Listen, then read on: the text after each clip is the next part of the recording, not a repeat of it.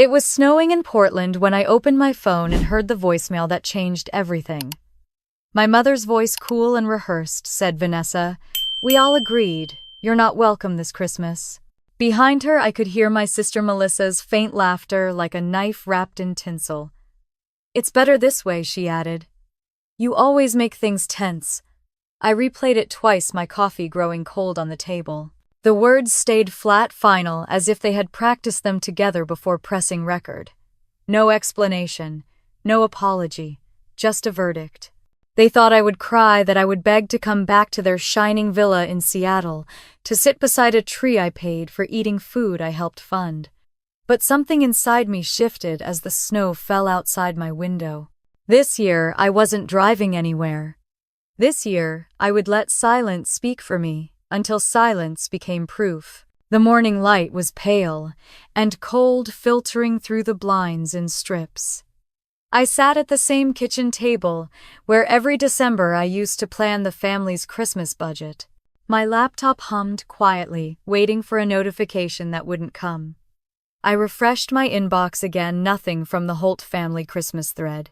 No cheerful emails from Mom about color schemes, no dramatic all-caps reminders from Melissa about catering deadlines. I checked the shared drive, the one we had used for years, to organize playlists, decorations, and receipts.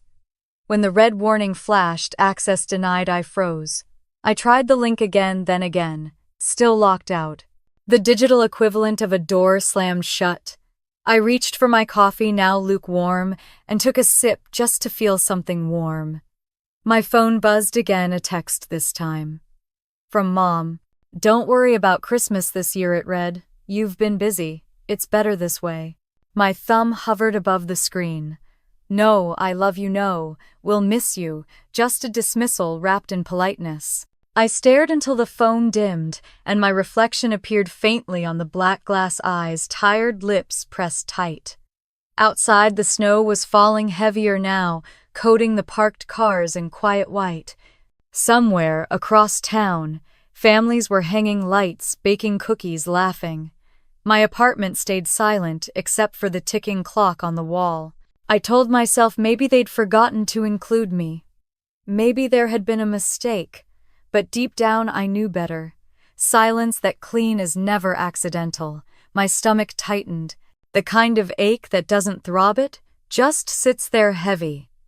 I opened my laptop again, not to check emails, but to distract myself with numbers. Spreadsheets were something I could control. I clicked on the household accounts folder I'd maintained for years. Rows and rows of figures stared back at me, mortgage payments, utilities, villa rent, insurance, all neatly color-coded. Every month, thousands transferred out of my account to keep their comfort alive. And at the bottom of the column, next week's entries blinked in waiting. $2 $800 villa rent, $1 $200 decorations, $7 $500 catering. I sat back slowly. My hand trembled slightly as I scrolled. There it was, line after line of what I'd covered holiday after holiday.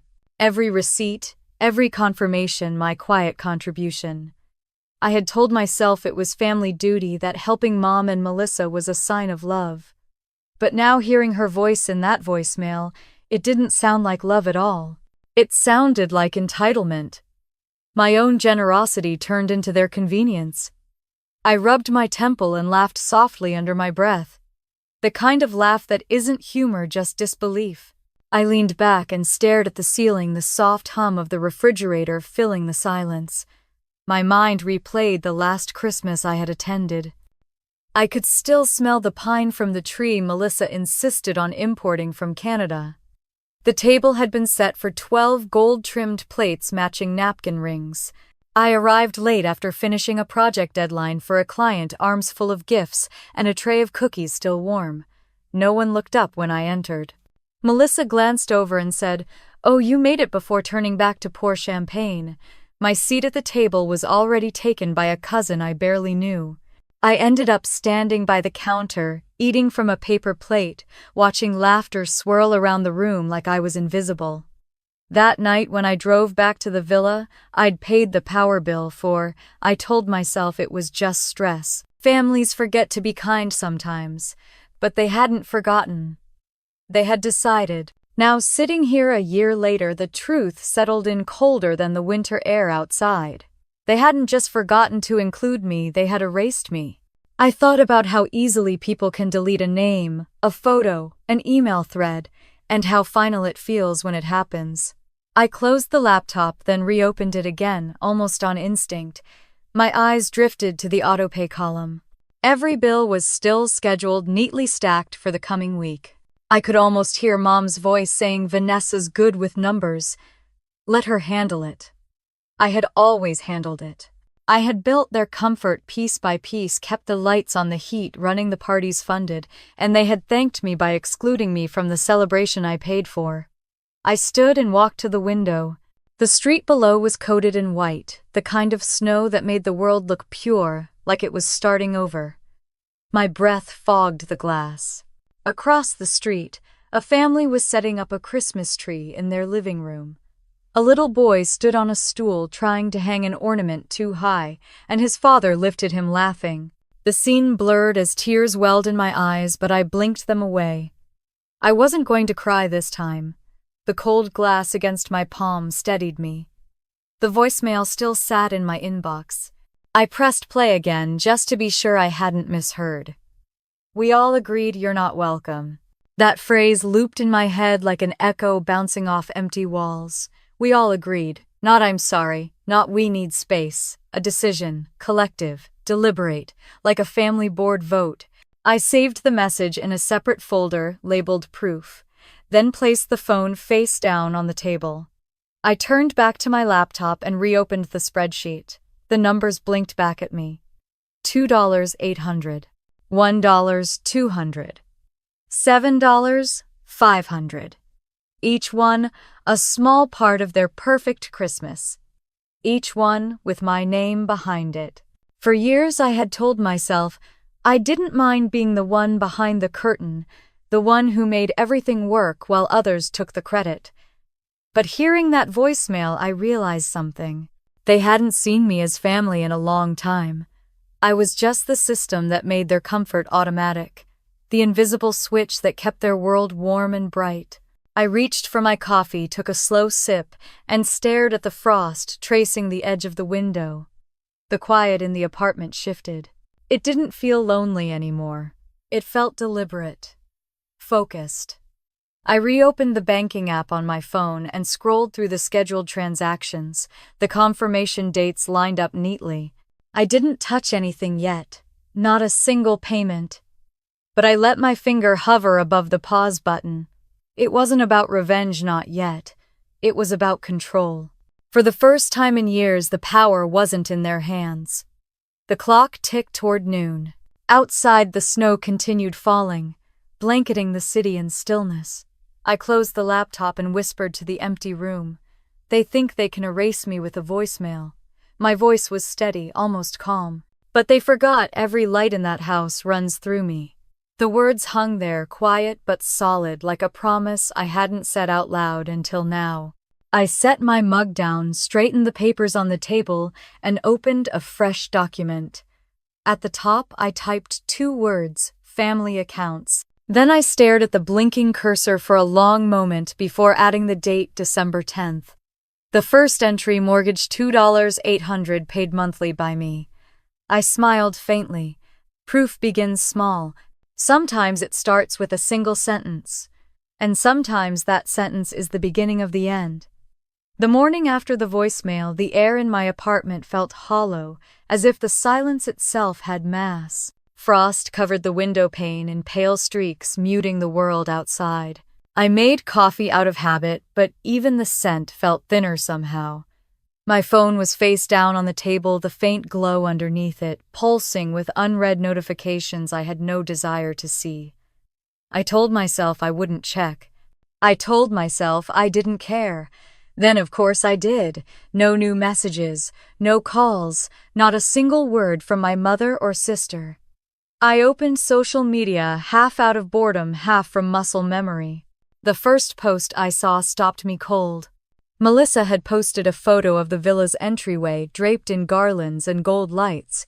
Her caption read, Can't wait for our family weekend. Love my people. The words made my throat tighten. The decorations looked familiar, too familiar. I zoomed in and recognized the custom wreath I'd ordered last year and stored at the villa. I had paid for it. My name wasn't anywhere near that post, but my money was in every inch of it.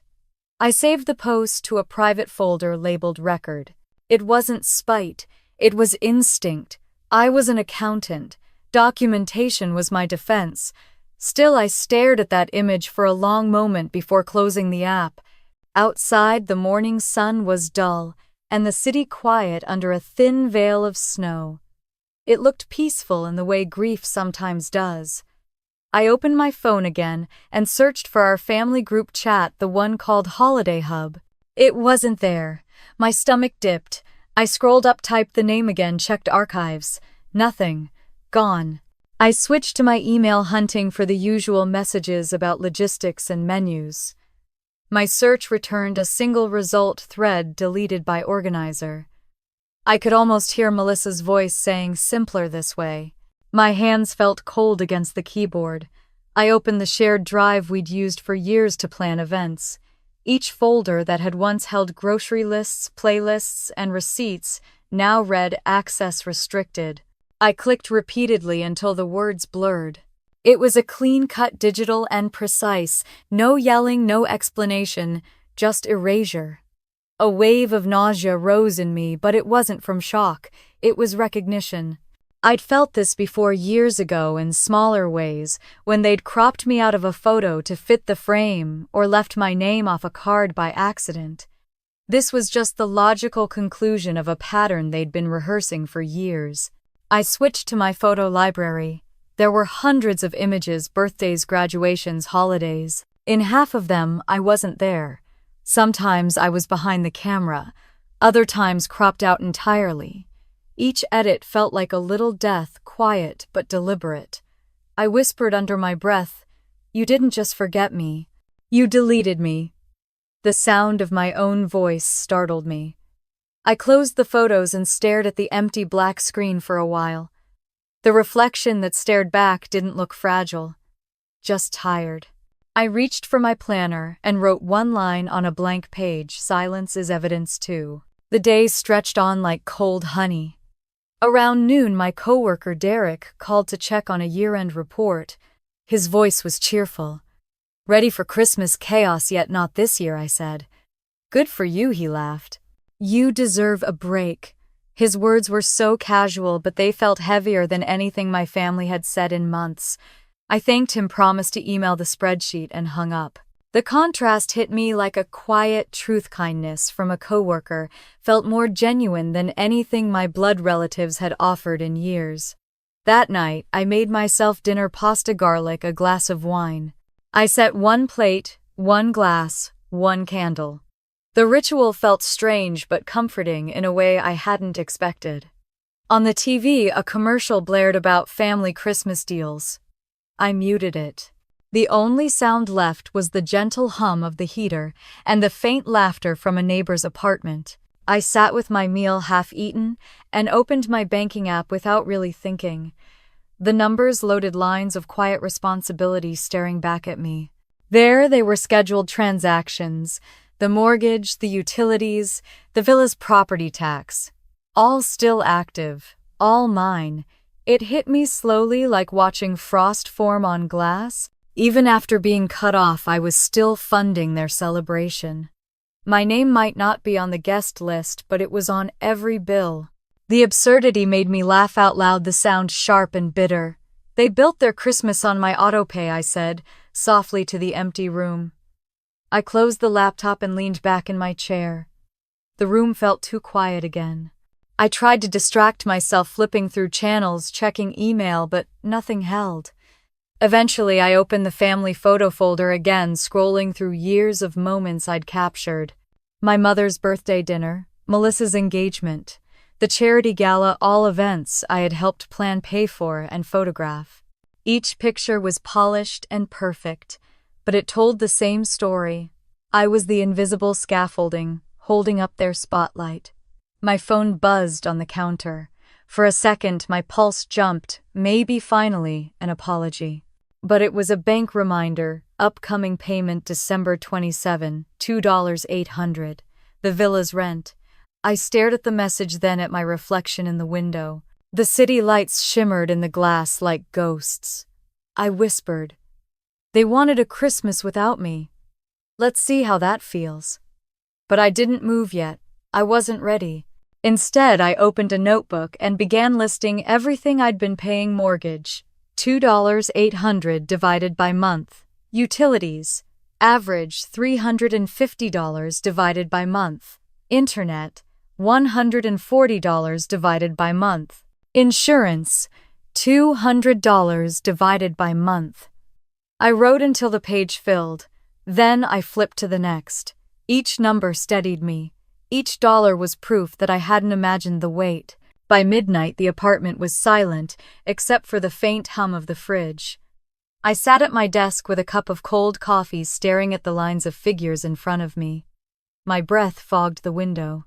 I ran my finger down the list, tracing years of obligations disguised as love.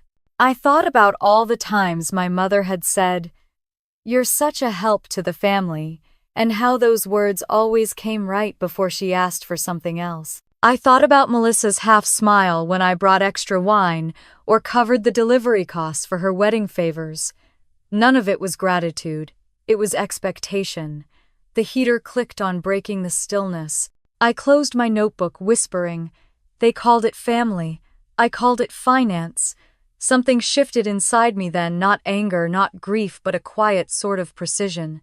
The kind of feeling that settles when you finally see the pattern clearly. I opened my laptop again, created a new folder on the desktop, and named it Frozen Accounts. Inside, I dragged the bank statement, the utilities receipts, and the confirmation emails. Each file slipped neatly into place like evidence arranged before a trial. I added the screenshot of Melissa's Christmas post for good measure. The clock on my stove blinked 2:14 a.m. I rubbed my eyes, the fatigue settling deep but strangely calm. My world had been reduced to stillness. No music, no voices, no noise, only proof. I stood by the window again, watching the snow fall under the streetlights. The flakes looked delicate but deliberate, covering everything in slow, inevitable silence. My fingers rested on the glass, cool against my skin. I thought of the drive in Seattle, the garlands, the laughter I could almost hear through memory. Then I thought of the bills waiting for automatic withdrawal, the empty chat threads, the voicemail that had ended a lifetime of pretending. I closed my eyes and breathed deeply. The air was cold, clean, unburdened. When I opened them again, I whispered, "They erased me from their plans." But they forgot I'm still in their system. I turned off the lights and let the dark wrap around me like armor. Somewhere across the state, they were decorating a villa I paid for, drinking wine I'd unknowingly bought, believing I was gone. But the truth was simpler, colder, quieter. I wasn't gone. I was watching. The glow of my laptop lingered in the corner of the room, the folder Frozen Accounts waiting patiently on the desktop. I sat back down and opened it one last time. There was something oddly comforting in the order of it all, that chaos reduced to clean digital lines. My hand hovered over the keyboard. I didn't press anything yet, but the cursor blinked beside the words, "Account access pending." Outside, the city slept under snow, oblivious. I closed my notebook and whispered into the dark. They wanted silence. Now they'll have it. The words felt steady, almost kind. Not a threat, just a promise written in frost. The next morning, the air in my apartment felt too still, too clean. I woke up before sunrise, unable to shake the thought that the numbers I saw last night weren't just reminders of bills, they were fingerprints of betrayal. The coffee maker hissed quietly as I opened my laptop, the blue light flickering across the wall. My spreadsheet waited calm and silent, like it knew what was coming. A new email sat in my inbox, subject line, "Payment confirmation, December." It was from Evergreen Lending, my mother's mortgage lender. For a second, I thought maybe it was a mistake. Then I saw it, my name listed in the recipient line, not hers. I opened the message and read slowly. Thank you, Vanessa Holt, for your continued commitment. Payment received $2,800. My coffee went cold in my hands. Continued commitment. I hadn't agreed to commit to anything. I stared at the date and felt a strange wave of nausea. They were still using my account. Even now, after telling me I wasn't welcome, my mother was letting the system drain my money as if nothing had changed. I clicked into my online banking dashboard. The balance stared back clean and sterile. I scrolled through the statements each month, lined up neatly $2,800 on the first, utilities, mid-month, insurance the 20th. No missed payments. 48 months. 4 years. I counted again to be sure. 48. My heart pounded as I opened the calculator, typing the total. The number blinked at me. $134,400. That was just the mortgage. Add gas, electric, water, internet taxes, another $19,000, maybe more. I leaned back, my stomach twisting. 4 years of my life had quietly disappeared into that house. 4 years of dinners I didn't eat, lights I didn't switch on, heat I never felt. I took a long breath and opened my printer drawer, pulling out a fresh sheet of paper. I began writing line by line, the amounts, the dates, the confirmation codes. My pen left small indentations in the paper, firm and steady. Numbers don't lie. Numbers don't change their story to fit the audience. By the time I was done, the table was covered with receipts and statements. The evidence looked almost beautiful, rows of black ink lined up like a confession. I opened the filing drawer under my desk, searching for the original loan paperwork. My fingers brushed against a folder marked Evergreen Mortgage, 2019. I pulled it out and unfolded the documents slowly. There it was in fine print: primary owner Diana Holt, and below, smaller, colder, co-borrower Vanessa Holt. The words blurred. I blinked hard, but they stayed the same. No mention of shared ownership, no equity, just liability. I remembered that day. My mother's kitchen smelled like lemon polish and coffee. She'd waved her hand dismissively when the loan officer explained the terms. It's just to help me get approved. Once things stabilize, we'll switch it to both our names. Melissa had been there too, stirring sugar into her coffee, smiling. You know Mom wouldn't cheat you, Ness. Don't be dramatic, I'd believed them. I signed the line. I had wanted to be useful. That word had always felt like love. Now, years later, that signature was an anchor tied around my neck. I sat very still, my thumb tracing the indentation of the notary stamp on the corner of the page. A deep, slow ache settled in my chest, not sharp like anger, but dull like recognition. This wasn't new. This was just the first time I'd seen it printed in black and white. I folded the paper carefully, slid it back into the folder, and whispered, "They never planned to share. They only planned to take." Outside, snow fell again, soft flakes swirling past the window like the world had decided to start over without me. I stood and went to the kitchen for another cup of coffee, but the smell turned my stomach. Instead, I filled a glass with cold water and stared at my reflection in the window. My eyes looked darker, sharper. Not broken, just awake. I carried the glass back to the table and sat down in front of my laptop. I logged into the electric company's website. My name filled the top of the screen: primary account holder Vanessa Holt. Billing address: Villa, Seattle. Next tab: gas company. Same thing. Internet provider. Same. Insurance policy. Every single account had my name first. Every password, every email. And every one of them billed to the same address, the house that no longer had a seat for me at the table. I scrolled through the confirmation emails one by one. Payment received. Autopay confirmed. Account in good standing. It read like a compliment for a job I didn't remember applying for. My hands trembled slightly as I began taking screenshots. Click Save label. Utilities, proof, 2020. Internet, records, 2021. Mortgage, payments, 2022. Each file slid neatly into my desktop folder, titled Frozen Accounts. I wasn't sure why I was saving it all. Maybe because for so long I'd been told that memory was unreliable, that I was too sensitive, that I misunderstood. Screenshots didn't misunderstand. When I finished, I leaned back and looked at the glow of the laptop in the dark room. The files lined up neatly, a digital reflection of my life.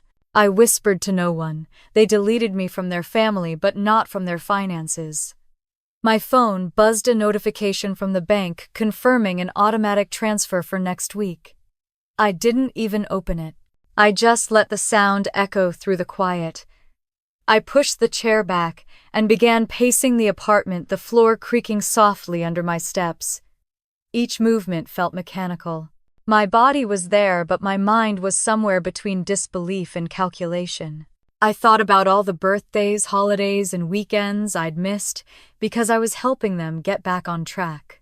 I remembered Melissa's voice last year on the phone. "You don't mind covering it, right? You're better with money anyway." I had smiled, said. Of course, then spent the evening calculating how to stretch my paycheck until January. I walked to the window and looked down at the street below. A couple crossed the intersection, laughing, their breath visible in the cold air. Somewhere, a car radio played a Christmas song. My phone buzzed again. This time it was a credit card notification. Payment posted $1.238. I frowned, opening the message. The merchant name appeared, Evergreen Decor Rentals. It took me a second to place it, then I remembered. Melissa had mentioned hiring a company to decorate the villa for the family gathering. She must have used my card, one I'd once handed her for emergencies. I laughed quietly, the sound sharp. I scrolled back through my account history and found more charges. Catered Elegance, $7.500.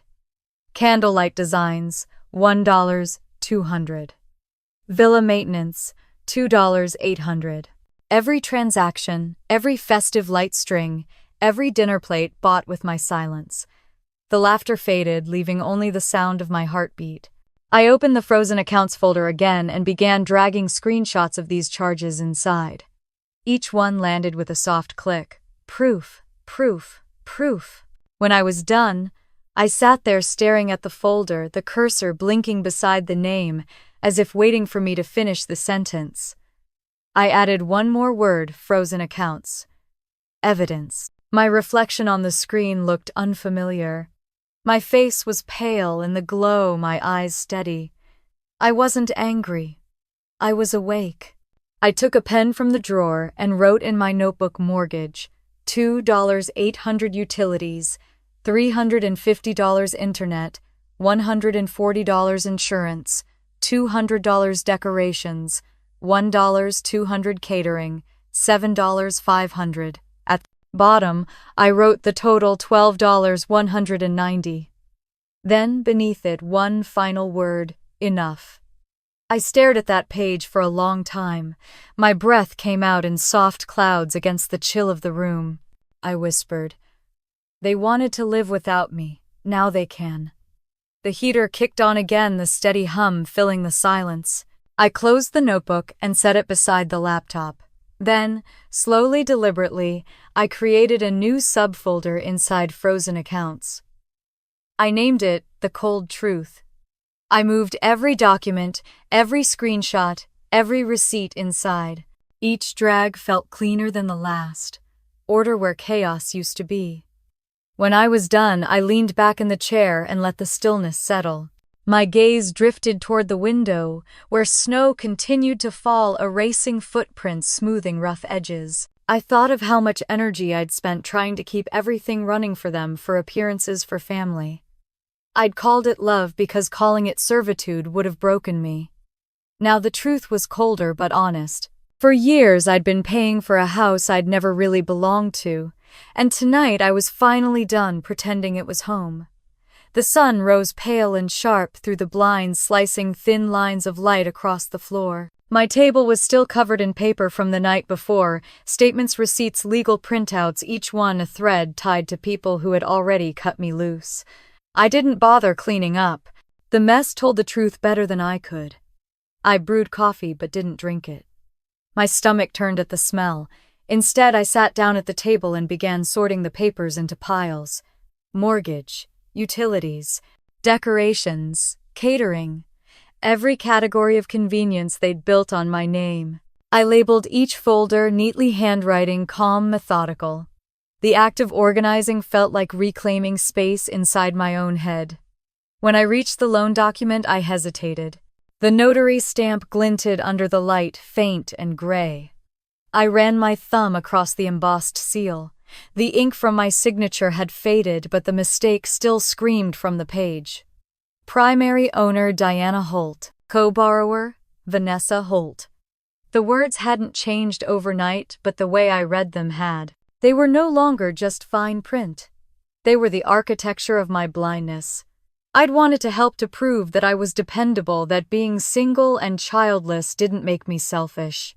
And in doing so, I'd handed over 4 years of my life. I remembered that morning in my mother's kitchen. She'd smiled sweetly, sliding the documents toward me across the counter. "It's just until the bank trusts me again," she'd said. "You're good with finances. This will be easy for you." Melissa had been leaning against the fridge, scrolling on her phone. "You know Mom would never take advantage of you," she'd said without looking up. I'd laughed, nervous but trusting. Of course not. Now sitting in my apartment, the memory felt surgical, precise, clinical, stripped of warmth. That moment hadn't been love. It had been a transaction dressed as affection. I took a red pen from my drawer and underlined the words, "No ownership claim," 3 times. Then I wrote in the margin, "intentional." The silence in the apartment deepened. Outside snow began to fall again, whispering against the window. I thought of every smaller betrayal that had led to this. The time my mother forgot my birthday because Melissa's car broke down. The night I drove 3 hours to deliver Christmas gifts I'd bought, only to find everyone already gone to dinner. The mornings after family gatherings, when my inbox filled with, "Can you cover the bill until next week?" They'd built their comfort one withdrawal at a time. Every time I paid, they thanked me less. Every time I asked for clarity, they called me sensitive. I pushed the papers aside and stood. The air in the apartment felt heavy. I opened the window a crack, letting the cold in until I could breathe again. Somewhere below, a neighbor was shoveling snow, his radio faintly playing a Christmas song. The normalcy of it stung. Life went on perfectly unaware that mine had been quietly rewritten by the people who were supposed to protect me. I sat back down and opened my laptop. The banking portal blinked to life, a sterile landscape of balances and transactions. Each green checkmark beside autopay active looked like a scar. I scrolled through every active connection, studying the system I'd built, one that had kept them comfortable and me invisible. "This isn't a web," I whispered. "It's a cage." I hovered the cursor over the pause autopay option but didn't click. Not yet. The button glowed faintly, patient, like it knew I would return. I took a screenshot instead and saved it to the frozen accounts folder. Beneath it I typed a note, "Every system has a switch. Every giver eventually stops giving." The act of saving that file steadied me. For once I wasn't reacting, I was recording. I wasn't losing control. I was documenting it. I closed the laptop and leaned back in my chair, staring at the ceiling. Cold, I realized, was not cruel. It was clarity. It was the space between manipulation and truth. My mother called me cold whenever I refused to play along, whenever I didn't respond to emotional bait. Maybe she'd been right. Maybe coldness was my way of surviving them. The radiator clicked on, filling the apartment with dry warmth. I turned it down. I preferred the air, sharp, honest. At noon, I opened the kitchen cabinet and pulled out a small binder of old receipts, gifts, groceries, family events. I flipped through until I found one that stopped me, candlelight decor, $1.182. The receipt was dated from the year Melissa hosted Christmas for the first time. I could still remember the way she had said, "It's my turn to host. You'll just help with the boring stuff, right?" I had smiled, written the check, and stayed up until 3 a.m. wrapping centerpieces in red ribbon. The photo she posted the next day credited Mom's creative touch. I slid the receipt into a plastic sleeve and whispered never again. The longer I sat there, the more I understood how deliberate it all had been.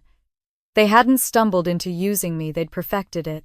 The manipulation was always wrapped in sugar. You're so organized. You make everything easier. We don't know what we'd do without you. Now I did. They'd survive, just colder. By mid-afternoon, the snow outside had thickened, coating the streets in quiet white. I poured myself another glass of water and stared at the patterns forming on the window. Each flake landed softly and melted into something new. I pulled my chair closer to the desk and opened my laptop again. My fingers moved almost on their own, opening folders, renaming files. Mortgage frozen, utilities frozen, insurance frozen. The repetition felt cleansing. When I finished, I created one more folder on the desktop and titled it Truth. Inside, I copied everything: documents, screenshots, receipts. Then I wrote in a small notebook beside it, Truth lives here now, not in memory, not in apology. I sat quietly for a long time, listening to the wind push against the glass. My phone vibrated once, a text from Melissa. For a second, my heart jumped. But when I opened it, it was just a group message she had accidentally sent, full of emojis and Christmas updates. Can't wait for tomorrow. Villa looks perfect. I read it twice. The word perfect made me laugh out loud. It was hollow plastic, the way everything about them had always been. I took a screenshot and saved it too. Proof of the illusion. Then, slowly, deliberately, I opened a new note on my laptop and typed, They built their house on my numbers, my signatures, my silence. But even silence leaves a trail. I saved it under the same folder, Truth. Outside, the daylight began to fade. The snow turned to a soft drizzle, and the city lights reflected off the wet pavement like bruised gold. I wrapped myself in a blanket and sat by the window, watching the street lamps flicker on. The apartment was quiet, but not empty. The quiet felt earned now. For years, warmth had meant exhaustion, keeping everyone comfortable, smoothing over the cracks they made. Now the cold felt clean, merciful. I whispered, They called me cold. Maybe they were right. The words didn't sting anymore. They sounded like truth. I stood, stretched my stiff limbs, and placed every folder, paper and digital, into a neat stack. I took one last look at the top page, the one labeled Mortgage, Evergreen Lending. Then I slipped it into an envelope and sealed it shut. My fingers lingered on the edge for a moment before I wrote a single word across the front in black ink, closed. When I slid the envelope into my desk drawer, something inside me settled. It wasn't joy, not even relief. It was balance. The heater clicked again, low and steady. The light from the window dimmed to blue-gray, the color of acceptance. I sat back in the chair, hands folded in my lap, and whispered to the empty room. For years I paid to keep them warm. Now I finally understand the value of cold. And this time the silence that followed didn't ache. It felt like peace. I found the old hard drive in the bottom drawer of my desk, buried under years of tax folders and warranty papers. The silver casing was scratched, but when I plugged it into my laptop, the faint light blinked alive like it had been waiting. The folder popped up on the screen, Family Memories. For a second, I almost closed it. I knew what kind of ghosts lived in there. But curiosity, or maybe defiance, kept my hands steady. I double-clicked.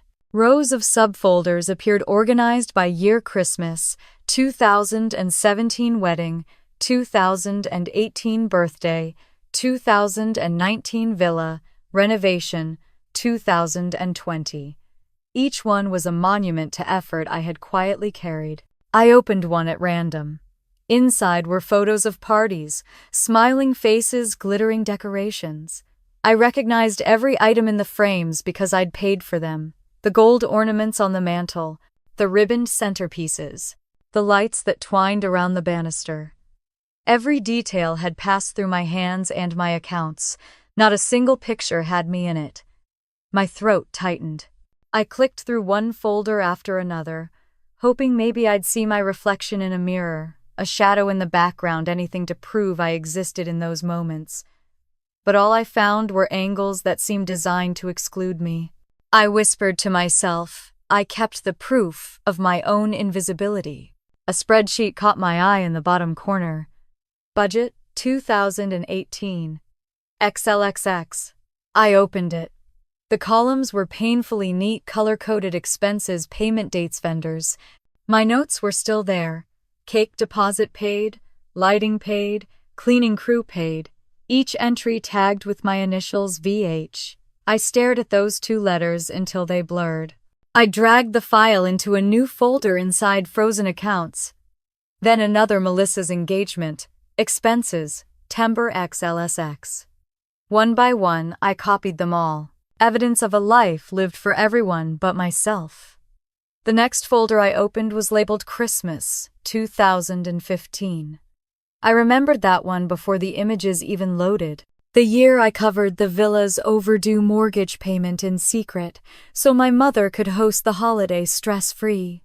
She had cried on the phone that week, her voice shaking as she said, "You're my rock, Vanessa. I'll pay you back as soon as the new year starts." She never did. The photos from that year were bright, perfect, staged. I zoomed in on one Melissa holding a glass of champagne, my mother's arm draped proudly around her shoulders. The caption read, "We made it through another year together."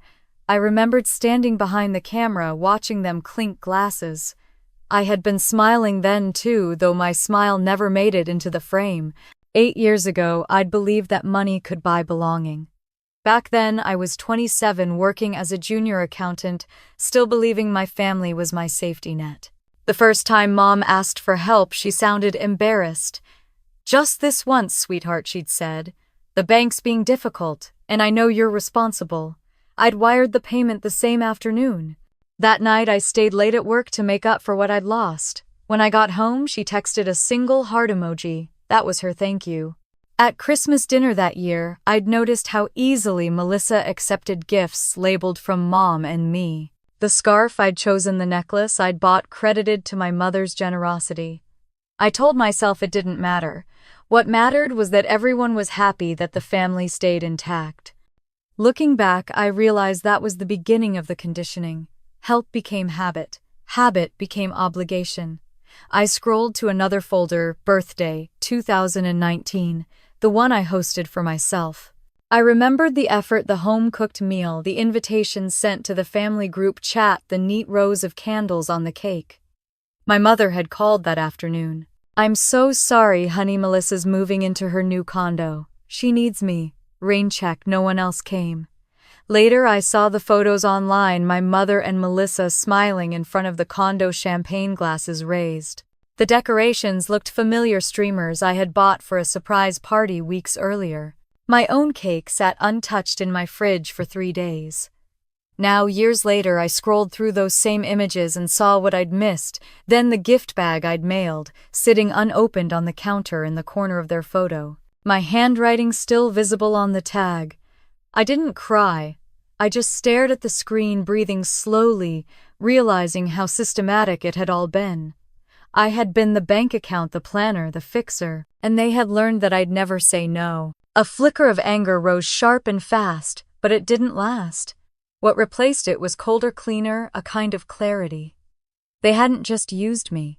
They had built their family identity on the foundation of my silence. I opened my banking archives and started exporting records from those years.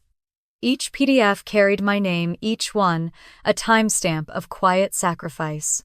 Mortgage payments, utilities, credit card transfers, all filed neatly under my initials. When I finished, I named the new folder Debt, History, 2017-2022. I sat back, the sound of the heater faint in the background. My reflection in the laptop screen looked calm, almost unrecognizable. I whispered, "They've lived on my December." I opened my notebook and began writing what I now understood to be the pattern. They ask, I fix, they forget. I forgive, 4 steps. A loop, a system. The kind of system that runs until someone cuts the power.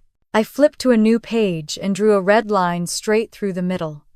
The break felt symbolic, a fault line splitting through the past. The apartment was quiet except for the distant hum of the city outside. I leaned back, my eyes burning from the glow of the screen.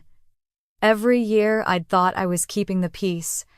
Now I realized I'd just been keeping them comfortable. I turned the laptop toward me again and created a new subfolder inside frozen accounts. I labeled it Motive. Into it, I dragged the photos, receipts, spreadsheets, and screenshots. I wasn't sure if I was building a case or writing an obituary for a family that had never really existed. The folder grew quickly, small icons stacking like tombstones. Each file represented a moment I'd mistaken for love. When the last file finished copying, I closed the lid of the laptop. The screen went black, leaving only my reflection. I thought about the years I'd lost chasing their approval, the nights I'd stayed up late, balancing their budgets while ignoring my own, the calls that began with "sweetheart" and ended with, "Could you just help one more time? Not anymore." The sound of my phone vibrating broke the silence. I looked down. A message from Lila, my cousin. She'd always been quiet, distant from family drama. "Hey Vanessa. I probably shouldn't tell you this, but I recorded something last week. You might need to hear it." My pulse quickened. I typed back, "What is it?" A few seconds later, the 3 dots appeared. Then a new message. "They were talking about you. I couldn't stand it. I'll send it now." I stared at the screen, watching as the file began to download. The name appeared: Dinner, recording MP3. My hands went still on the table. The bar crept slowly across the screen. 60%. 80. 95. Outside, snow began to fall again, thick and quiet, layering the city in white. When the file reached 100, I whispered, "Sometimes the past doesn't just echo. It sends proof." And for the first time, the silence around me didn't feel empty. It felt expectant. The file finished downloading just after midnight. For a moment, I didn't move. The title sat there on the screen, glowing softly against the dark: Dinner, recording, MP3. I stared at it, unsure whether I was ready to press play. My thumb hovered over the trackpad. Then I clicked. The sound started with clinking glasses, the low hum of voices, laughter. I could tell it was recorded in my mother's dining room.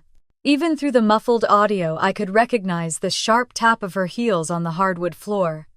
Then Melissa's voice came through clearer. "She's so calculated. It's creepy, honestly. She does nice things, but acts like we should throw her a parade for it." Someone laughed. "Maybe Kay, one of our cousins." My mother's voice followed, colder. "Vanessa was never really part of us. She's just convenient.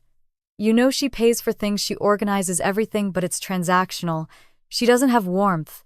There was a pause, then a man's voice. "Brian, my mother's boyfriend, the one who worked at the bank." "Don't stir the pot," he said calmly.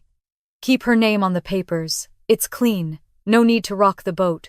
A burst of laughter erupted after that. Glasses clinking. Forks scraping. The sound of them carrying on like they hadn't just torn me apart word by word. The recording ended there. I sat completely still. My chest rose and fell, but everything else felt frozen. My hands were trembling, not from shock, but from the confirmation that everything I'd suspected was true. Convenient. That word echoed in my mind until it lost shape. Convenient. Not daughter, not sister. Convenient. I pressed play again, forcing myself to listen one more time, this time, with no illusions left. The tone of their laughter was worse than the words themselves. It wasn't casual. It was familiar, practiced, as if this conversation had happened before. When the recording ended the second time, I saved it to the frozen accounts folder, under a new subfolder, Audio Proof. I named the file Convenient, MP3. I stared at the name for a long time before closing the laptop. My reflection on the screen looked different, tired, yes, but also strangely clear-eyed. I whispered. They built comfort on my silence. I stood and paced the apartment, the creak of the floorboards grounding me. My breath came slow, and even now, the kind of calm that doesn't come from peace, but from certainty. For years I'd wondered if I was imagining things, if maybe I was too sensitive, too cold, too distant. They'd told me that often enough that I'd started to believe it. But hearing it, their voices in real time stripped every doubt away. It was like the truth had finally caught up to the lies. I poured myself a glass of water, my hands still shaking slightly. I set it on the table beside my laptop and pressed my palms flat on the surface to steady myself. The cold from the glass seeped into my skin. There was something grounding about it. Cold was simple. Cold told the truth. I opened my notebook and wrote at the top of a blank page. They said I'm convenient. They're right. Convenience ends when the service stops.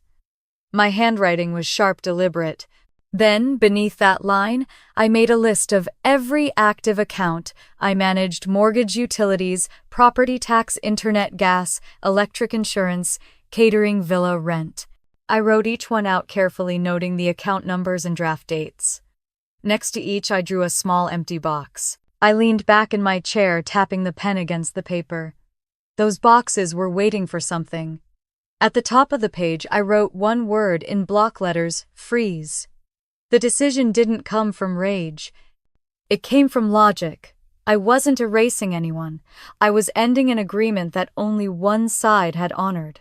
My phone buzzed. A message from Lila. "Did you hear it? I'm so sorry. I just couldn't let them talk like that without you knowing." I typed back, "Thank you, Lila. I'll keep it safe." She replied, "Be careful. If they find out, they'll twist it." I stared at that message for a moment, then closed the chat. There was nothing left to twist. The damage was already documented, signed, sealed, and timestamped. I reopened the laptop and dragged the audio file into the evidence folder. Then I copied every spreadsheet, every receipt, every screenshot into one consolidated folder. Each click felt surgical, precise. It wasn't revenge yet, it was preparation. The snow outside had stopped. The street below was quiet, the kind of silence that follows a storm when the world holds its breath. I sat by the window and watched my breath fog the glass. For years I had thought silence meant defeat. Now it meant control. I thought about Christmas Eve, just a few days away. I could picture them in the villa, warm lights, expensive food, Melissa giving her rehearsed toast, my mother nodding with that small, satisfied smile. The sound of their laughter echoing against the walls I had paid to heat. Then I thought of the words in that recording. "Keep her name on the papers. It's clean." I laughed softly, a hollow sound that filled the room. They wanted clean, I'd give them clean. So clean they'd choke on the cold air. I walked back to the table and flipped open my notebook again. I wrote out the steps. 1. Freeze mortgage. $2, $800 monthly. 2. Cancel autopay utilities, electric, gas, water, internet. 3. Revoke catering payment. $7, $500. 4. Stop decoration vendor. $1, $200. 5. Terminate villa lease.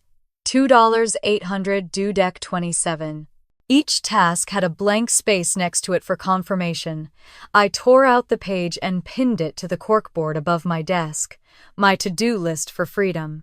I sat back down and turned on the lamp. The light pooled across the papers, sharp and steady. My shadow fell cleanly across the surface of the desk, and for the first time it didn't look like someone diminished. It looked like someone poised. My mother had once told me, "You always think too much before you act." I used to take it as criticism. Tonight it felt like prophecy. I opened a new folder on my desktop and titled it Action Log. Inside, I created a text file for notes. At the top, I wrote every transaction undone, every tie reversed, every chain recorded. The heater kicked on again, humming low. The air in the room warmed, but I didn't feel it. I was already somewhere colder, clearer. I picked up my pen and checked the first box next to mortgage freeze. I opened the bank's website and logged in. The numbers were familiar, too familiar. Payment schedule recurring. Beneficiary Diana Holt. I scrolled to the bottom and found the option I'd been hovering over in my mind for days. Suspend autopay. My finger rested on the mouse. I whispered, "Not yet." It wasn't hesitation, it was ceremony. I wanted to remember the moment before the click, the breath before the storm. I minimized the window and looked out the window one more time. Snow had started to fall again, thin and deliberate. I pressed my fingertips to the glass, feeling the faint vibration of the wind outside. The city was still awake somewhere out there, but my world had narrowed to this small apartment, this small desk, this small decision that would echo far beyond its size. I whispered to the quiet. They thought erasing me meant I'd disappear. But I'm the foundation they're standing on. When I step away, they'll feel the ground crack. The wind howled faintly, almost like it was agreeing. I returned to the desk, opened the banking tab, and clicked Confirm Freeze. A small green checkmark appeared. It was done. The room didn't erupt. Nothing dramatic happened. Just a subtle shift in the air, a pulse of clarity. I checked the first box on my list. Then I picked up the pen again. The next line read Utilities, Cancel Autopay. One by one, the lights of their comfort began to flicker out in my mind. I wasn't smiling. I wasn't angry. I was calm. Outside, the snow fell heavier. The city lights blurred behind the frost, and inside, the woman they called convenient started to become something else entirely untouchable. It was nearly 2 a.m. when I finally stopped pacing. The apartment had gone completely still, the hum of the heater fading into silence. Outside, snow fell in slow, lazy spirals under the streetlight, each flake drifting down like it had nowhere urgent to be. The world felt suspended, and so did I. My laptop screen glowed across the room, waiting for me. I walked back to the table, the wooden floor creaking under my bare feet. My notebook lay open beside the keyboard, the words from earlier staring up at me in red ink. Freeze everything. I traced the lines with my fingertip, as if touching the plan would make it more real. The cursor blinked on the bank portal. The option was still there, suspend autopay. I took a long breath, the kind you take before diving underwater, and clicked. A pop-up appeared instantly. Are you sure you want to freeze this account? I clicked yes. A small green checkmark appeared with a single line of text, request submitted successfully. For a moment I didn't move. I stared at that sentence until my reflection blurred into the glass of the screen. The only sound in the room was my heartbeat, steady, deliberate. It was done. 4 years of quiet payments. 48 transactions, each one made out of obligation dressed as love. Ended by one confirmation button. I opened the frozen accounts folder and took a screenshot of the confirmation page. Then I dragged it into the subfolder marked Proof. The act of saving it felt ceremonial. The heater kicked back on a low, familiar hum. The irony made me smile. Somewhere, my mother's house would start cooling within days, the warmth fading inch by inch as the systems I'd been carrying began to shut down. I whispered to the empty room, "Merry Christmas, Mom." Next was the utilities. I logged into the power company's website, my password auto-filled. The dashboard displayed the villa's address, my name bold at the top. Primary account holder Vanessa Holt. I clicked Manage Account. The menu opened with options: change address, add payment method, suspend service. My hand didn't tremble this time. I selected Suspend Service. A warning appeared in bright yellow: power suspension may affect heating and water systems. I smiled faintly. I know. When the confirmation email arrived seconds later, I saved it to the folder labeled Utilities. The clock on my stove read 2:47 a.m. One by one, I moved through each account: gas, water, internet.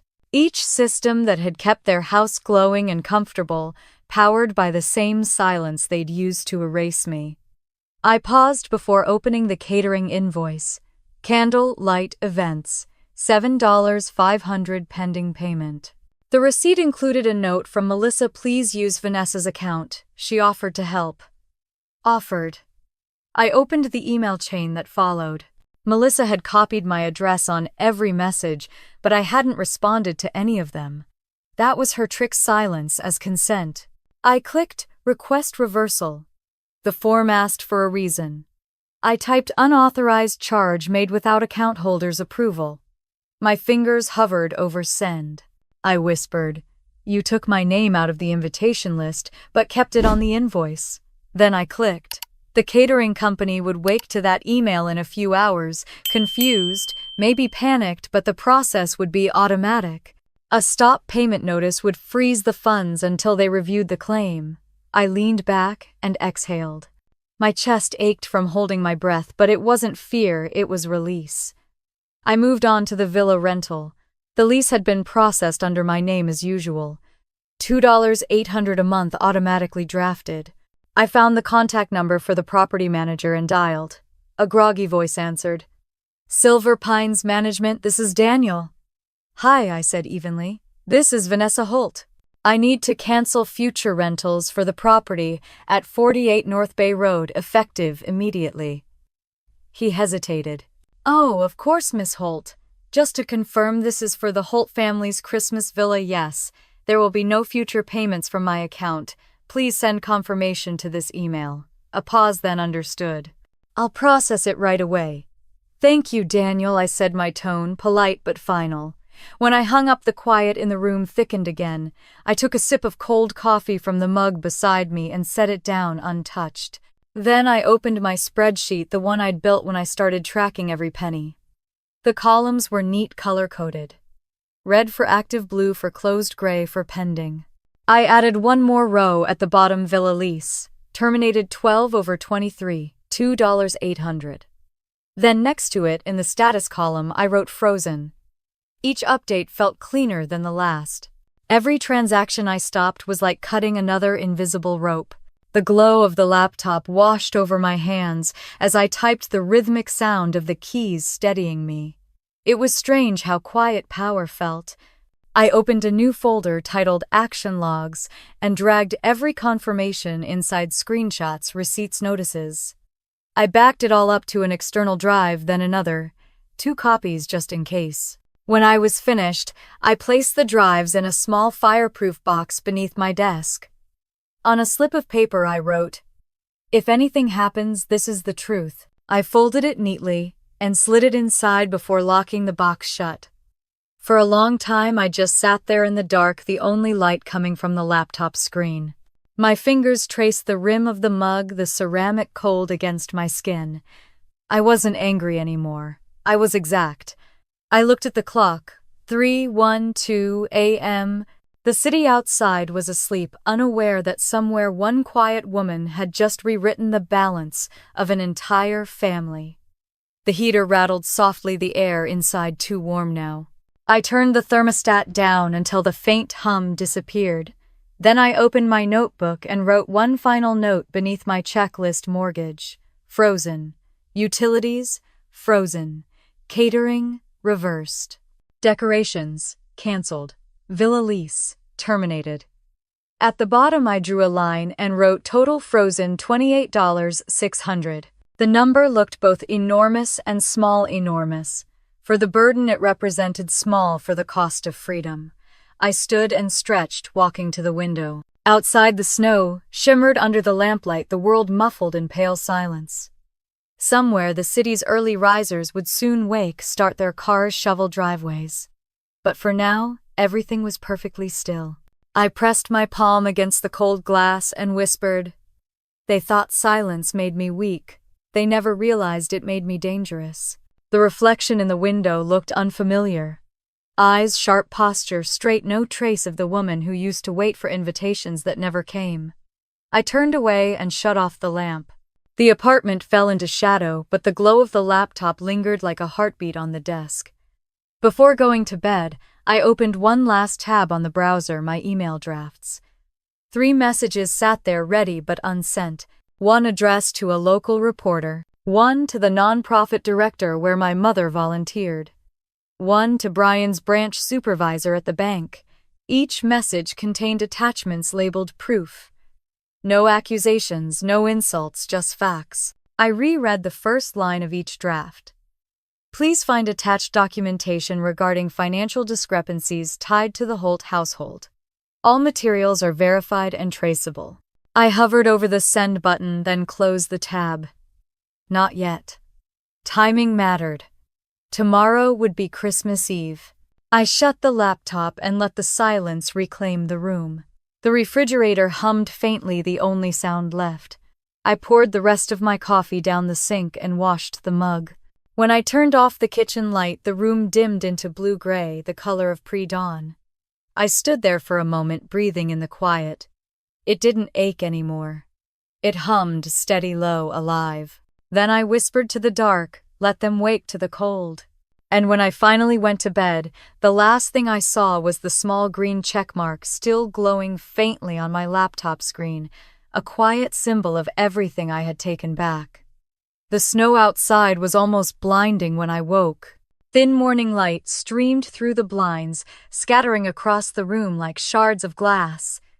My phone buzzed on the nightstand, vibrating softly against the wood. I ignored it at first, rolling onto my side and pulling the blanket higher. But it wouldn't stop. I reached for it, eyes still half closed. 42 notifications blinked on the screen. Texts, missed calls, voicemails. The first preview froze me, powers out. What did you do? I sat up, slowly, heart pounding. The next few messages stacked one after another.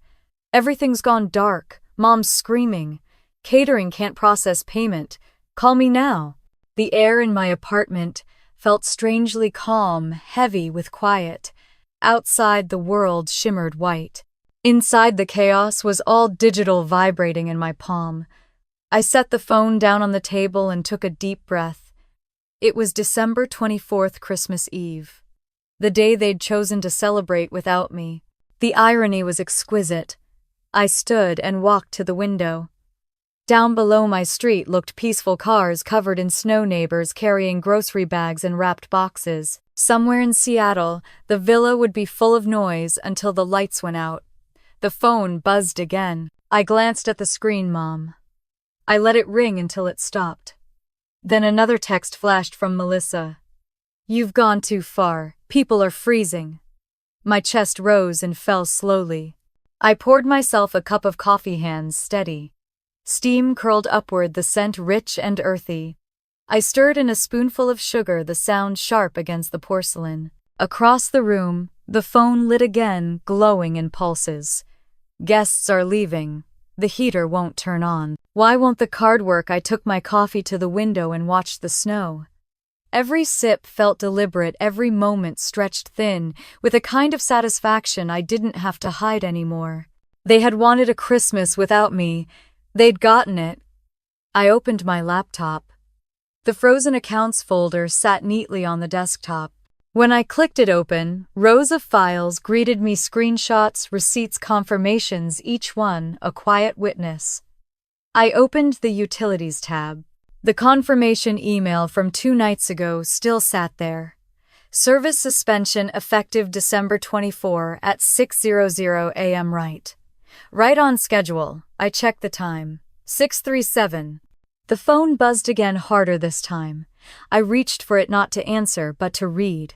Mom, the villa is freezing. The oven won't work. The caterer left.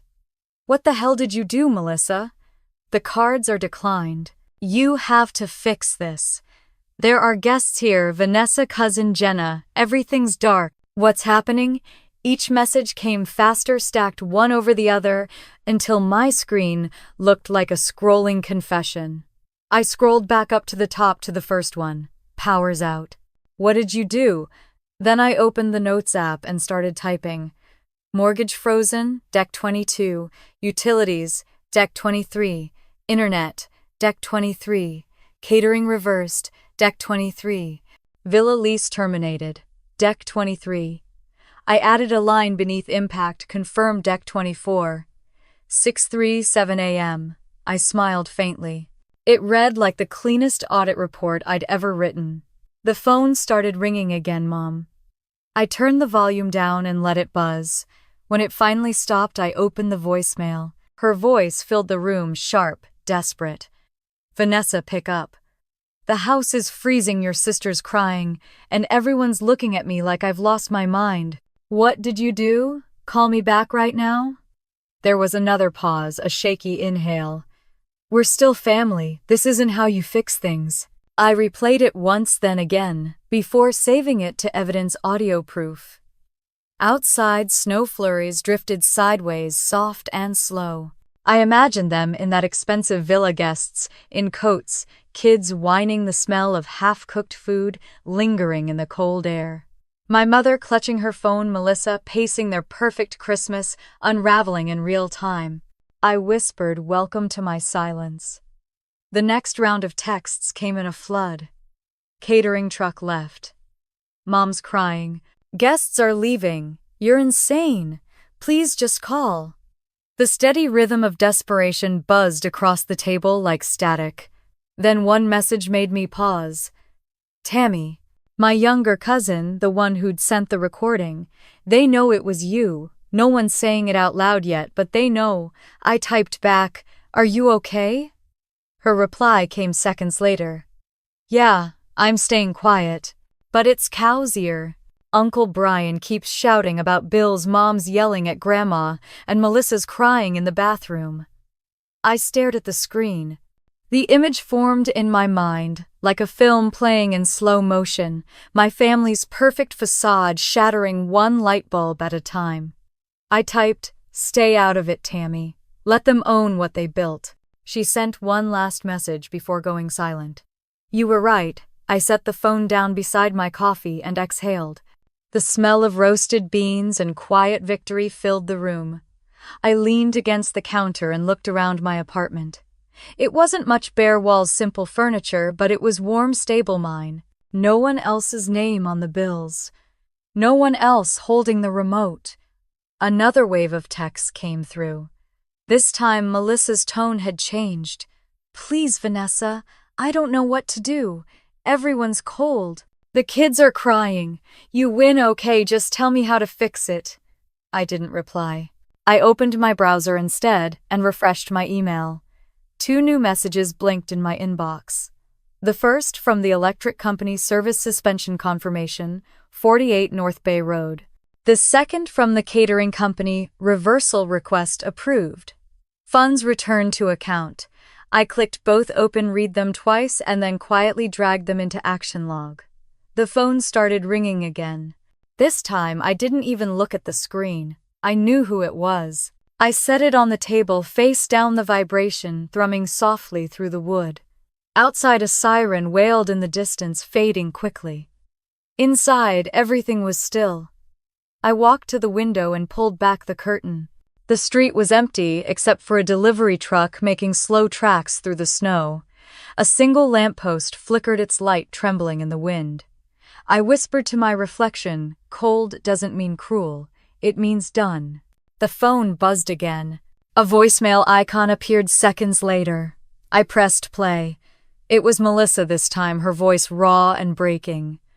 Are you happy? You ruined everything? Mom's humiliated. The charity people called. Everyone knows. Are you proud of yourself?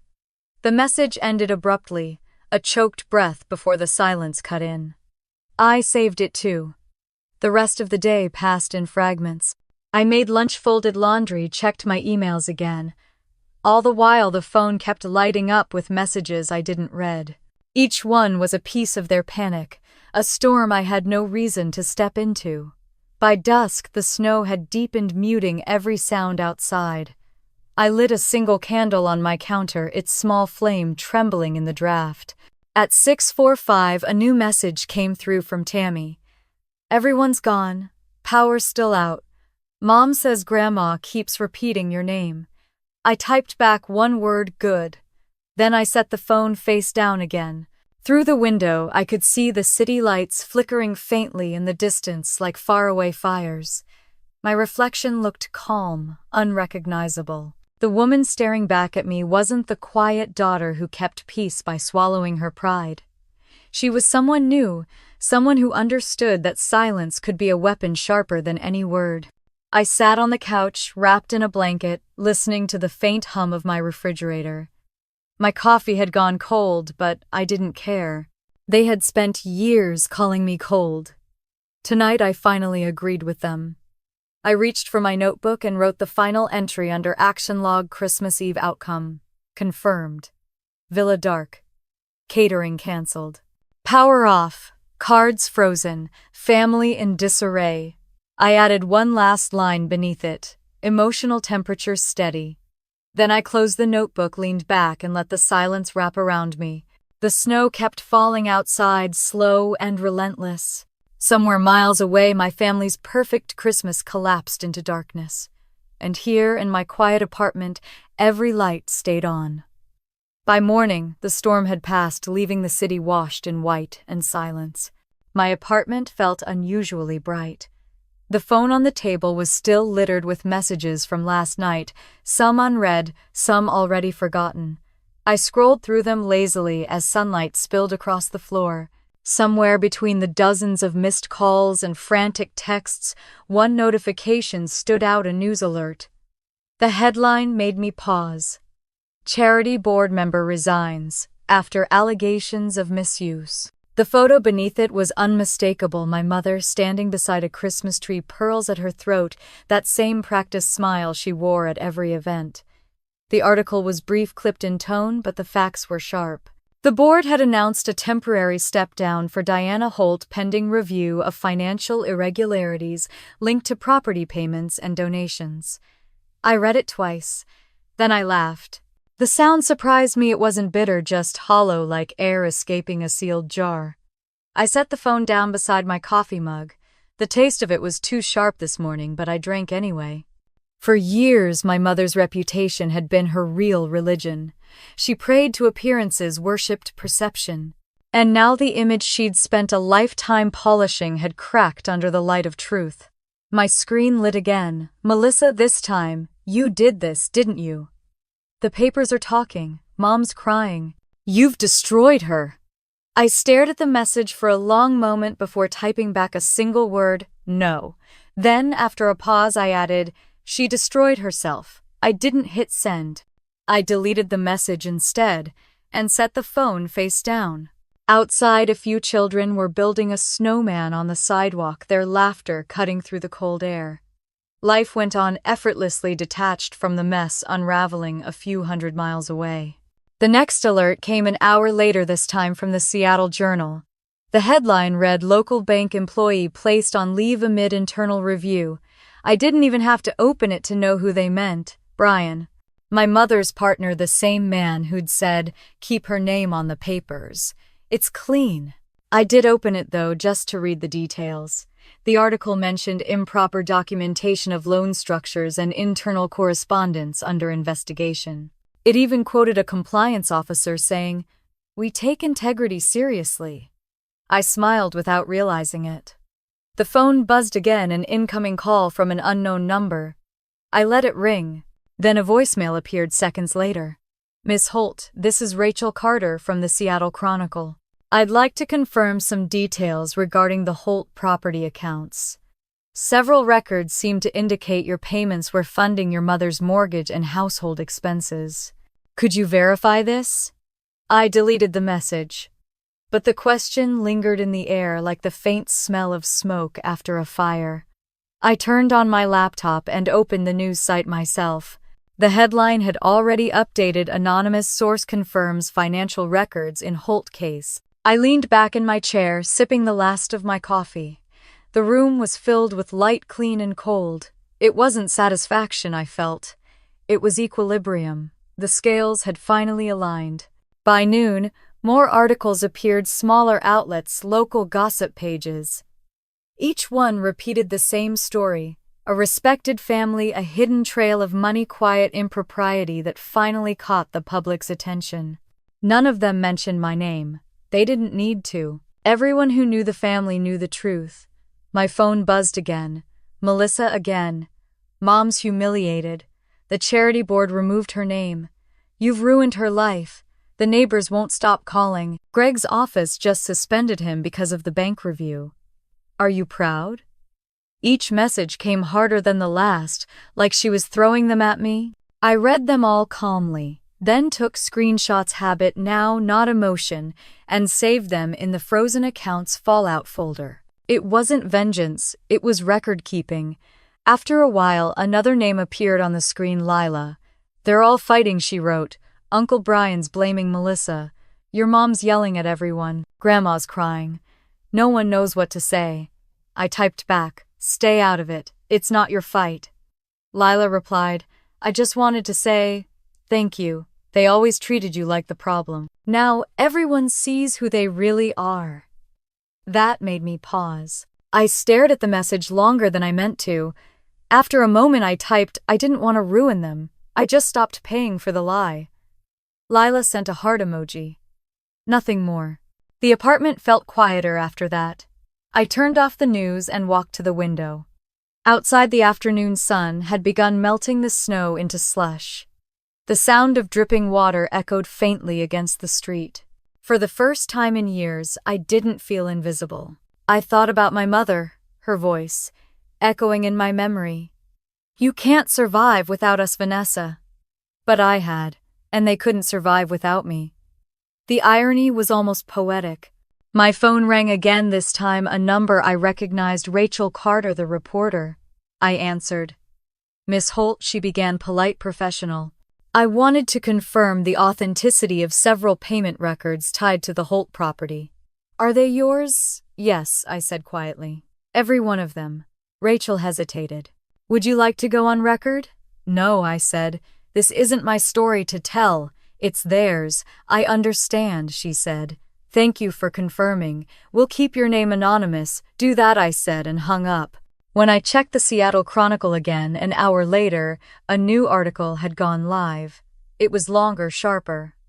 "Leaked documents reveal 4 years of silent payments behind Holt family finances." The piece described everything in exact, cold detail: the mortgage, the utilities, the charity donations.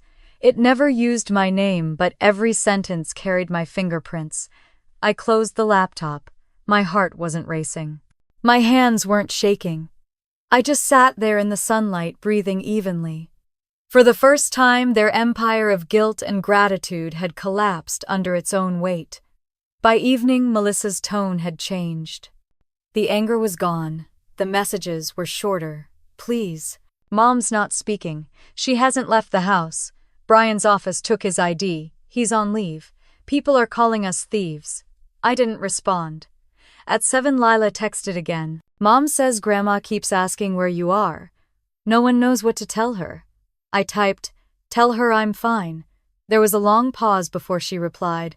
She'd be proud if she knew the truth. I didn't know how to answer that, so I didn't. Instead, I walked to the kitchen, poured another cup of coffee, and stood by the window as the last light drained from the sky. The street lamps flickered on, casting pale halos over the melting snow. In the distance, somewhere beyond the city, my family's house sat in darkness, the warmth gone, the pretense stripped away. I took a sip of the coffee, it was bitter but steady, and whispered, "Justice isn't loud. It's quiet like frost." My phone buzzed one last time. A message from my mother. "We're still family." I stared at the screen, the faint reflection of my face over her words. For a long moment, I said nothing. Then I locked the phone and set it face down. The silence that followed was absolute. I leaned against the counter, looking at the faint glow of the city beyond the glass. Everything about it felt colder, clearer. They had called me cold for years. Maybe they were right. Cold doesn't need forgiveness. Cold doesn't need permission. Cold simply holds the truth until someone's ready to see it. And tonight, finally, they had. The call came just after sunrise, crisp and unexpected. I was sitting by the window with a mug of tea, watching a truck crawl down the snow-packed street. The city was quiet, thawing slowly under a dull silver sky. My phone buzzed, once flashing the name I hadn't seen in years, David Miller. I hesitated before answering. His voice on the other end was the same as I remembered, measured, professional, but with a warmth that steadied me. "Vanessa," he said. "I saw the articles. You doing all right?" "I'm fine." I said, though the truth sat somewhere between exhaustion and calm. "I figured you might need a legal perspective before things get noisy," he continued. Papers rustled faintly on his end. Your family's threatening to sue, aren't they? A short laugh escaped me. Something like that. Melissa keeps sending warnings. Mom says I've committed financial sabotage. David hummed the sound low and analytical. I read the details you sent over last night. Vanessa, every account, every payment, every subscription was in your name alone. You didn't take anything. You simply stopped giving. His certainty hit me harder than I expected. For months I had been running on instinct, emotion, survival. Hearing it put so plainly, you stopped giving, made something inside me settle. So I said slowly, they don't have a case. None, he said. Everything you did falls under your right to control your own finances. You weren't obligated by contract, only by habit. They benefited from your goodwill, not an agreement. I nodded, though he couldn't see it. They're going to hate that answer. They can hate it all they want, he said. But hate doesn't hold up in court. For the first time in days I smiled. Thank you, David. Really, he paused. You've always been the responsible one, Vanessa. You just finally redirected that responsibility where it belongs to yourself. When the call ended, I sat in silence for a long time, the phone warm in my hand. Outside, the snow had begun to melt in uneven streaks along the pavement. Water dripped from the eaves, a slow rhythm against the window. I pressed my forehead to the glass and whispered, "You didn't take anything. You just stopped giving." The words felt like absolution. I made myself another cup of tea, adding honey this time. The taste was softer, easier to hold. My hands no longer shook when I reached for the mug. The tension that had lived in my shoulders for months was gone. I sat back down at my desk and opened the laptop. My frozen accounts folder still sat in the center of the screen. I clicked it open and scrolled through the rows of files, proof receipts, voice recordings, screenshots. The digital evidence of everything I'd carried and everything I'd finally let go of. At the bottom of the folder, I created one last document and titled it Final Statement. Inside, I typed all accounts reviewed and verified. All actions legal and complete. Financial obligations ended as of December 24. No further correspondence necessary. Then beneath it, I added freedom confirmed. When I closed the file, I realized my breathing had slowed. For years, every decision I'd made had been tangled in their approval. Even my silence had been shaped around their noise. Now my stillness was mine alone. My phone buzzed again, this time with a new message from Mom. I hesitated before opening it. "We talked to a lawyer. He said you're within your rights. But Vanessa, we're still your family." "Why are you doing this?" I stared at the message for a while. The same tone she'd always used, polite, deliberate, laced with guilt. She still believed that family was a chain that couldn't be broken, only tightened. I typed a reply, because love isn't supposed to feel like debt. Then I deleted it. Instead, I took a screenshot and saved it to my folder under post-reaction, Mother. Some messages deserved silence more than answers. By noon, the local news had updated their story. I saw my mother's photo again, this time under a new headline, Community Board Removes Holt Name, following financial review. The language was cold, factual. Records confirmed that Miss Holt's property payments were made by an unrelated account holder. No criminal charges are being pursued. Unrelated. The word lingered on my screen, sharper than it should have been. I closed the browser and sat quietly, tracing the rim of my teacup with my thumb. For so long, I'd fought to stay related, to belong, to be part of something that only saw me as utility. Maybe unrelated was what freedom sounded like. Later in the afternoon, the phone rang again. The caller ID read private. I almost ignored it, but something told me to answer. Miss Holt, a man's voice said, "This is Andrew Fields, from Cascade Bank's Compliance Division. We're following up regarding a recorded conversation involving a Mr. Brian Lang." I stayed silent, waiting. "The file you submitted indicated potential misconduct," he continued. "We've completed our review. Effective immediately, Mr. Lang has been placed on administrative leave pending further investigation. My chest tightened not with joy but with a quiet sense of inevitability. "Understood," I said. "Thank you for your cooperation," he said. "We'll keep your information confidential." When the call ended, I placed the phone face down and exhaled slowly. For years, Brian had smirked across dinner tables, his voice smooth, his tone dismissive. "Keep her name on the papers. It's clean." Now those same words had followed him into a boardroom and ended his career. It wasn't revenge, it was gravity. I sat back, the fading sunlight stretching long shadows across my floor. The room glowed amber, soft and tired. On my laptop, I opened the frozen accounts spreadsheet one last time. The columns gleamed in tidy rows. Each entry was marked in green, closed, cleared, verified. At the bottom, I added a final note: all actions legally confirmed as of January 2. I stared at it for a long time, then closed the file for good. The room was quiet except for the faint ticking of the clock. Outside, the city had turned from white to gray. Meltwater trickled down the sidewalks, washing away what was left of the storm. I whispered to myself, no more what-ifs.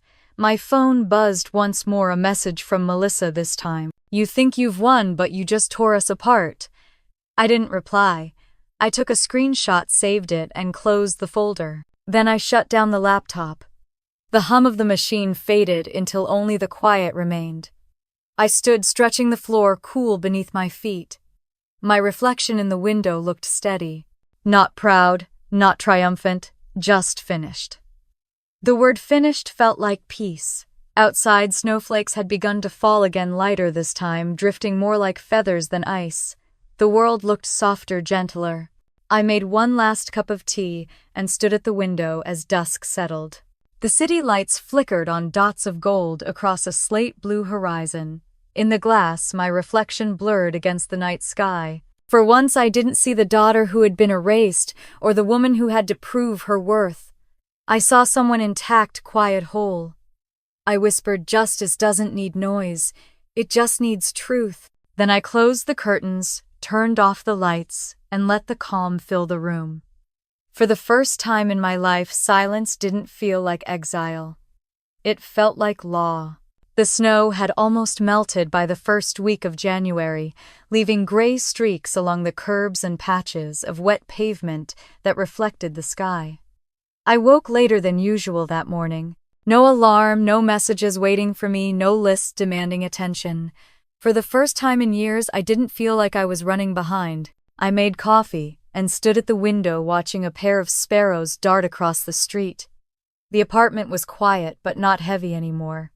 The kind of quiet that felt earned. I leaned my forehead against the glass and whispered, "You made it." On the desk, the laptop sat closed.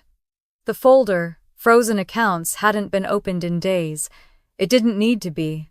Every document inside it was finished business, now a monument to a war already won. When the knock came, it startled me. 3 soft taps, hesitant but familiar. I opened the door to find Lila standing there. Cheeks flushed from the cold, a takeout tray in her hands. "Coffee and croissants," she said, lifting the tray like an offering. "You didn't think I'd come empty-handed, did you?" I laughed, letting her in. The smell of butter and sugar filled the apartment as she set the tray on the table. "I can't stay long," she said, pulling off her gloves.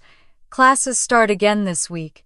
But I wanted to see how you're holding up." "I'm good," I said, surprised by how true it sounded. Lila smiled. "Good, looks good on you." We sat at the table, steam rising between us. She was younger than me by almost 10 years, but somehow she always felt older, calmer, grounded in a way the rest of the family never was. "I read the papers," she said after a moment. "They're still trying to spin it, you know. Your mom's calling it a misunderstanding. Melissa says you overreacted." I sipped my coffee. "They're consistent, I'll give them that." Lila laughed softly. "They're scared. Not just of the exposure of the quiet. They don't know what to do when you don't argue back." I nodded. Silence is a language they never learned. For a while, neither of us spoke. The heater hummed in the background. Outside, the streetlight flickered to life, even though it was still morning. Lila pulled something from her bag, a small potted plant, its leaves bright green against the dull gray of the day. For you, she said. Something to take care of that doesn't drain you. I took it from her, smiling. The plant fit perfectly in my hands, small and alive. Thank you, I said quietly. We sat for another hour talking about her classes, her plans, how she was thinking of transferring to a university across the country. When she stood to leave, she hugged me tightly. Don't disappear again, she said. I'm not the one who vanished, I said, and she smiled before stepping out into the cold. When the door closed behind her, the apartment felt different, lighter, warmer somehow. I set the plant on the windowsill where the weak sunlight touched its leaves. Later that afternoon, I found myself opening the family folder on my computer. Not the one labeled evidence, this one was older. Full of photos, videos, and old emails. I hadn't looked at it in years. The first picture that loaded was from a birthday party. I must have been 26. Melissa's kids were still toddlers, then icing smeared across their faces.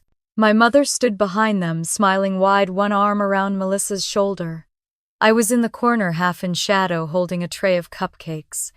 I looked happy, tired but happy. I clicked through more photos, each one a perfect reconstruction of their narrative. Family dinners, vacations, charity galas. Every one of them polished, smiling, complete, and every one missing something. Me. I didn't cry. Not this time. I just watched, detached, like someone reviewing someone else's life. I scrolled to the oldest folder labeled 2008 and found a video file, Christmas Eve. Home. When I pressed play, the screen filled with light and noise. My father's voice echoed faintly, joking about the burnt ham. My mother laughed. The camera turned toward me, young, nervous, holding the family's first digital camcorder. Smile, my father said. You're part of this too. The image froze for a moment on my face, younger and unguarded. I paused the video and whispered I was. Then I closed the file. That night, I lit a candle on the kitchen counter the same way my mother used to during holidays. The small flame flickered, throwing soft shadows across the walls. I pulled the metal proof box from the drawer and set it beside the candle. It felt heavier than I remembered. I ran my hand over the lid, tracing the lock. Inside were the receipts, the recordings, the screenshots, everything that had once been my protection, my armor. Now, it felt like clutter. I unlocked the box, opened it, and looked inside. The papers were neat, stacked perfectly. I picked up the top document, an old electric bill, and stared at my name printed across the top. Primary account holder Vanessa Holt. I folded it once, then again, and placed it back inside.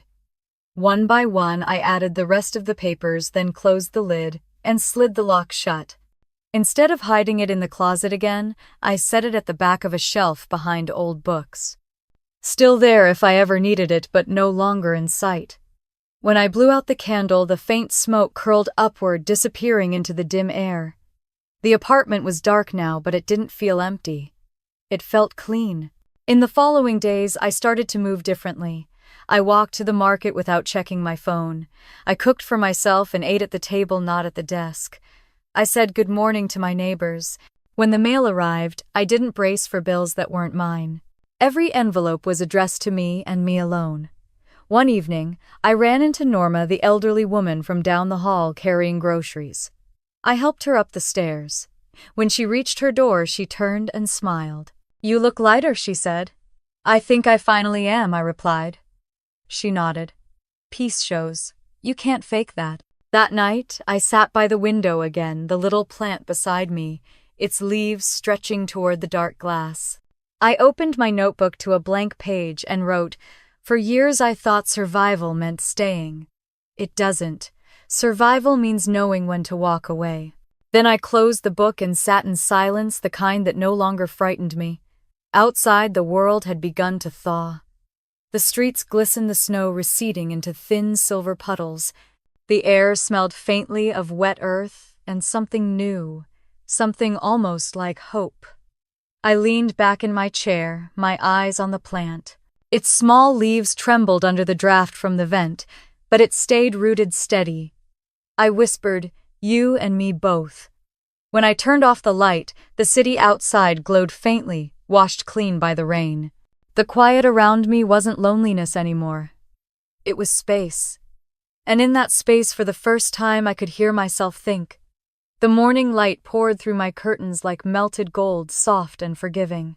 I woke without the heaviness that had followed me for years. No messages waiting, no accounts demanding my attention, no family expecting something I no longer owed.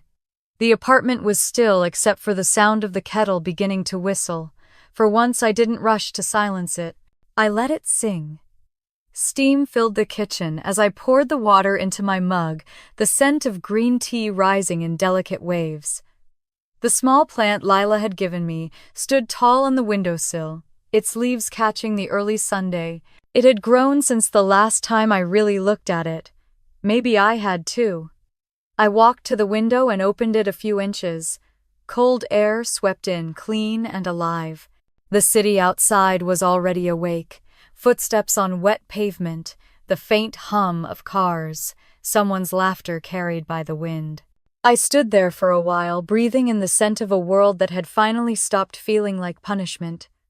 My phone lay untouched on the counter. No calls from my mother, no apologies from Melissa, no updates about reputations or lawsuits. Silence had become the only answer I needed. A letter waited on my doorstep that morning.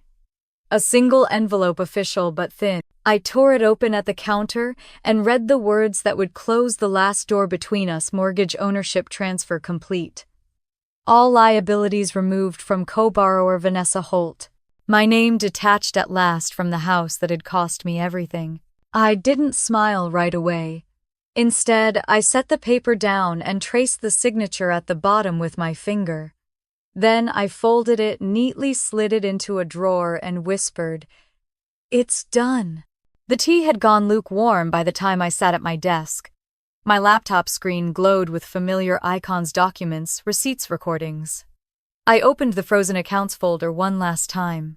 Each file sat in perfect order, silent proof of what I had carried. My cursor hovered over it for a moment. Then I renamed it Freedom. I didn't delete it. Some parts of survival deserve to be remembered. I dragged the folder into an external drive and watched the progress bar inch across the screen. When it finished, I removed the drive, slipped it into a box, and shut the lid. I had always thought peace would come like thunder, a grand moment, something cinematic. Instead, it arrived quietly, in the shape of an empty inbox and a calm heart. That afternoon, I heard a knock at the door. When I opened it, Tammy stood there, cheeks pink from the cold, a grocery bag dangling from her wrist. She smiled nervously. "I hope this isn't weird. I made soup." I stepped aside, surprised but warm inside. "It's not weird.